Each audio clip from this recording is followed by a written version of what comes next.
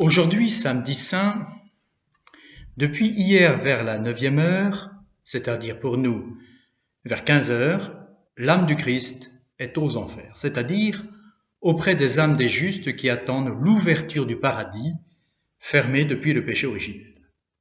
Depuis hier 15 heures, heure de sa mort, le corps du Christ repose au tombeau où il a été déposé par les soins de Joseph d'Arimathie et de Nicodème. Il est gardé par des hommes des grands prêtres, et des scellés y ont été apposés. Les pharisiens et les grands prêtres, en effet, sont allés ce matin chez Pilate et lui ont déclaré « Seigneur, nous nous sommes souvenus que cet imposteur a dit, quand il vivait encore, 3 jours après je ressusciterai. Ordonne donc que le sépulcre soit gardé sûrement jusqu'au 3e jour, de peur que ses disciples ne viennent le dérober et ne disent au peuple « Il est ressuscité d'entre les morts ». Cette imposture serait pire que la première. Les pharisiens et les grands prêtres ont donc parfaitement compris l'annonce que Jésus a faite de sa résurrection le 3e jour, demain. Pourtant, les amis de Jésus l'ont abandonné et ne croient plus en lui, même Saint Jean. À cet abandon général, une seule exception, la mère du condamné, la maman de Jésus.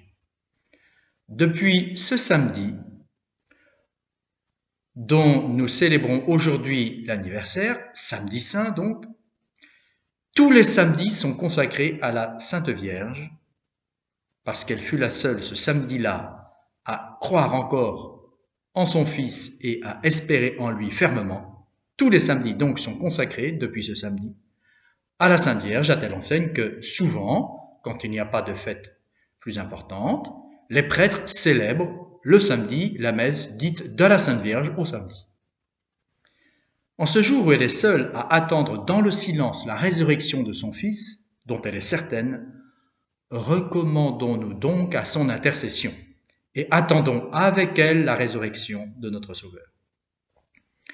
Et pour nous aider à acquérir cette disposition d'âme, ou de cœur, ou d'esprit, je vous invite à écouter maintenant l'un des plus beaux témoignages de ce que peut la Sainte Vierge quand on l'invoque avec confiance. Cette histoire, bien sûr, est tirée de la vie du grand serviteur de la Madone que fut Don Bosco. Et nous pourrons en tirer plus d'une leçon. Voici. Le comte Caisse était un homme de la noblesse, diplômé en droit, député de 1857 à 1860, d'abord marié puis devenu veuf, propriétaire du château de Cazelette, où il avait reçu le roi et la reine pendant le choléra de Turin, dont nous avons déjà parlé. Il demandait depuis longtemps et avec insistance à devenir salésien, à entrer donc dans la communauté religieuse fondée par Saint Jean Bosco. Don Bosco hésitait. Le comte avait rendu de très grands services aux Salésiens, mais Don Bosco craignait qu'il ne puisse s'adapter à la vie dure et très pauvre de ses premières années. Il lui disait en souriant, c'est le comte lui-même qui le raconte.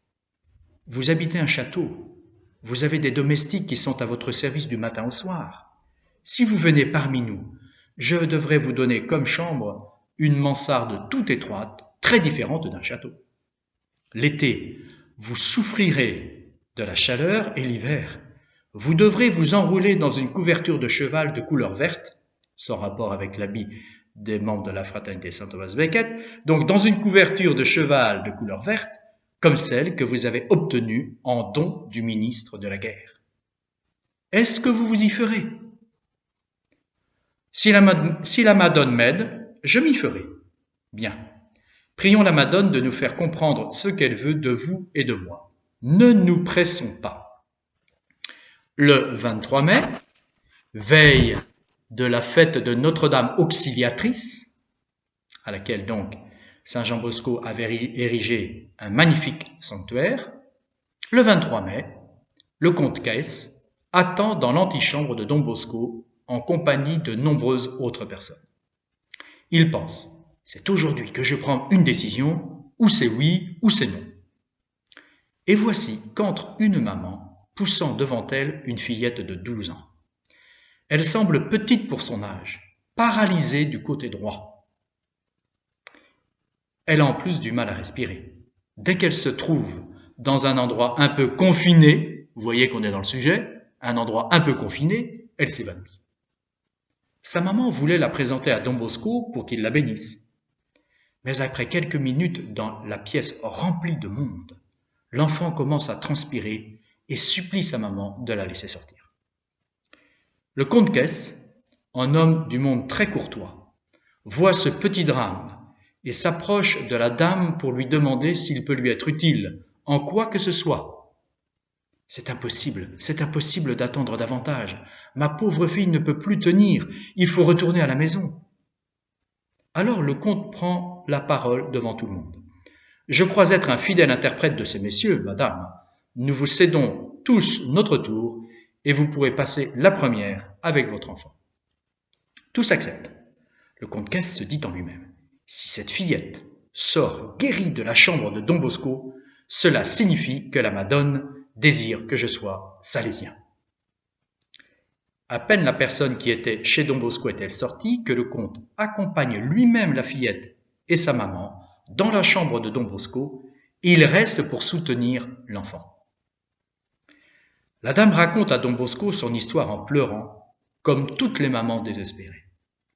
Don Bosco fait asseoir la petite sur le divan, s'assied à côté d'elle et lui dit: « Maintenant prions ensemble la Madone, puis je te donnerai la bénédiction et tu verras que la Madone sera bonne pour toi. » Il récite l'Ave Maria avec recueillement, puis Don Bosco donne à Joséphine, c'est son prénom, la bénédiction de Marie Auxiliatrice.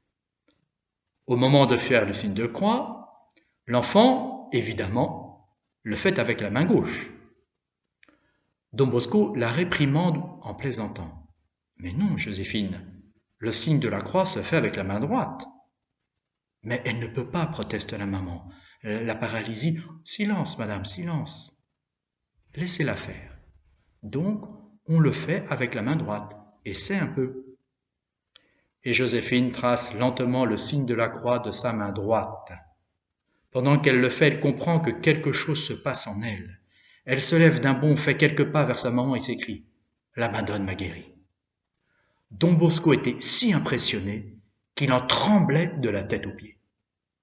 Il les accompagna jusqu'à la porte et leur dit: « Maintenant, descendez à l'église remercier la Madone. » Le comte Kess ne put parler à Don Bosco qu'une demi-heure plus tard, ayant attendu patiemment son tour. Ses premiers mots furent: « La Madone me veut salésien maintenant, j'en suis tout à fait sûr. » Il le devint en effet. Il logea dans une mansarde étroite que Don Bosco avait prévue pour lui. Et l'hiver, quand il gela, il s'enroula dans la couverture de cheval verte. Il fit un bien incalculable à la jeune congrégation de Don Bosco.